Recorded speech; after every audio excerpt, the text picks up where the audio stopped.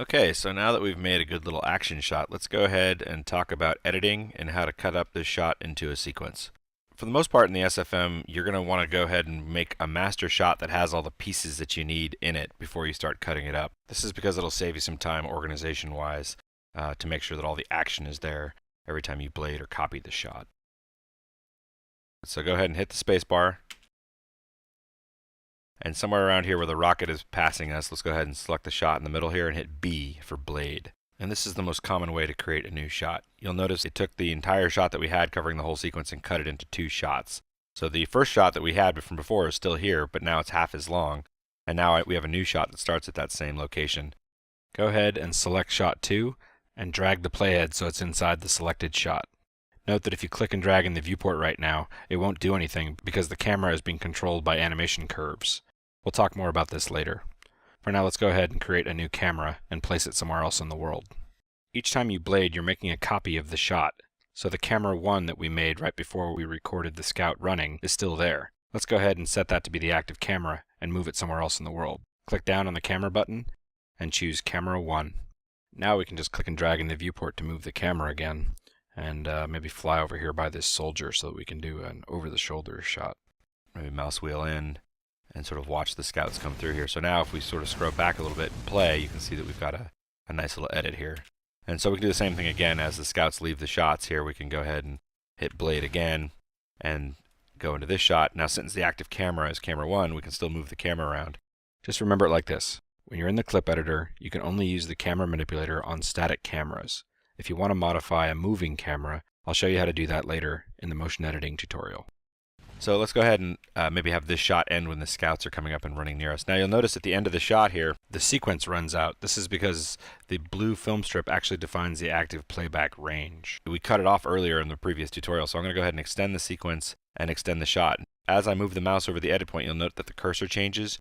And you can click on the end of the shot and just drag it out to extend it. So let's go ahead and move the camera so that the scout kind of runs right over us or something. That'll look pretty good. Let's see what that looks like. So we don't really want all these black frames. So let's go ahead and move the sequence end to the end of the shot. You can either grab the end of it or hit Alt-O. Again, up and down arrows to move between the shots. And there's our little sequence. So let's talk a little bit about working with edits. If you notice as I move my mouse over the shot, you can see that the cursor changes from editing the end point of this shot to editing a rolling edit between the two shots to editing the end point of the following shot. And it's good to think about it in terms of each clip has its own sense of time. So if you make the shot longer, you can actually repeat the same moment over and over again. You can actually see this if you put the camera into the work camera and then play time.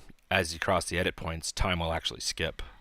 You can also adjust the time window that the shot is looking at by sliding the media under the shot. To do this, hold down Control and Shift, note that the cursor changes, and as I click and drag on the shot, you can see that there's this yellow and black ticker tape that shows up, and as I slide it, you can see that I'm adjusting when the actions happen. So if I were to go through and go to the beginning of the shot here, you can see that there's this rocket, and if I want this shot to start right when the rocket is first fired, I can drag to the right, and now when I hit play, you'll see if I go back, if we watch that edit, you'll see that a rocket gets fired right as we cut.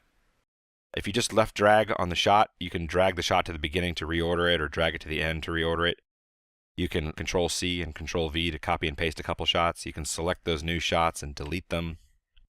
If you'd like to move the shot earlier in time and have it maintain its duration, you can hold down Alt and Shift and slide it earlier, which will adjust the edit points on the preceding shot and the shot following. It's also useful when you're sketching in a sequence to expand or contract time, basically make slow motion or high speed shots. So let's go ahead and blade a new shot and do that.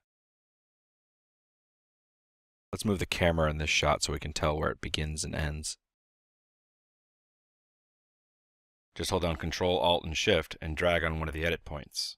Notice that the yellow and black media turns to green and black, and the text on the bottom of the shot actually changes to show you that this time scale is no longer 1.0. 1.0 is normal speed.